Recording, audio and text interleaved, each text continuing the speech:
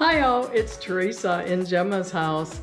Well, recently I was fortunate to acquire these 4 beautiful paintings of landscapes at a yard sale that my art club that I'm in was holding to raise funds for our art club.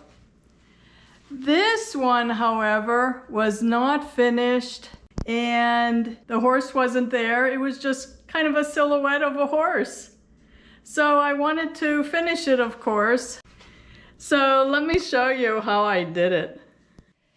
So this is a 16 by 20 canvas, and the woman started painting this beautiful landscape. She's really good at clouds. So it's just a standard canvas, but she didn't finish the horse or the fence. And so I want to finish this painting because I just love it. So I got these references of horses online, and this position is pretty close to what she had on her painting. And this one too. So a different type of horse. And I got this one just for detail in case I need to look at the detail of the tail, things like that. And as usual, I'm using these inexpensive acrylic paints that you can get in the craft store for like 79 cents a bottle, because I find that you don't have to buy expensive paints to do nice paintings.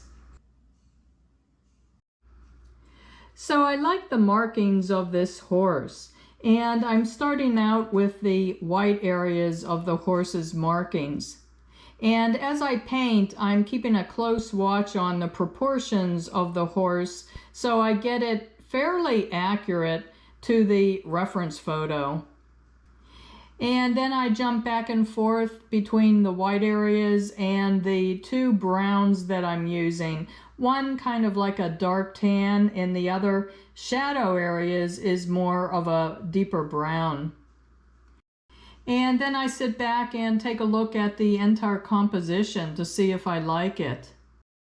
So then I went to the background around the horse and tidied up where there were shadows and markings around the horse that I didn't want, trying to closely match the colors of the existing background. And I got that finished, and then noticed that, well, the horse, the horse's head is intruding into the area where the fence was. And I didn't want to have the fence blocking the view of the horse's head at all. So I'm removing the existing lines of the fence, and again, trying to closely match the colors of the existing background. But they weren't exact in all places, but I find that makes the painting a little more interesting to look at. And I decided that something had to be done with this fence, and I decided to make this section broken. And I think it makes the painting look a little more interesting like that. And here's more of a close-up of the different colors I used on the existing part of the ground of the painting. And here you'll see that the horse is done in a very loose style, and it doesn't even look completely finished. But I like it like this because I think it does look nice with the rest of the painting that looks like a study of this landscape. And this painter did these clouds so beautifully. I really do love the painting.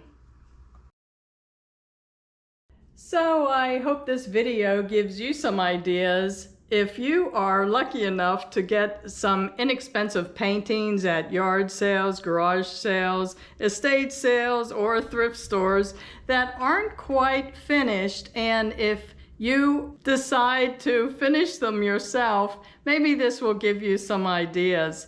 This painting was very simple in composition and not very detailed in the different elements in the landscape, which I really liked about it. So that's why I tried to keep the addition of the horse and the fences, the same style. Not like I typically do, which is include so much fine detail.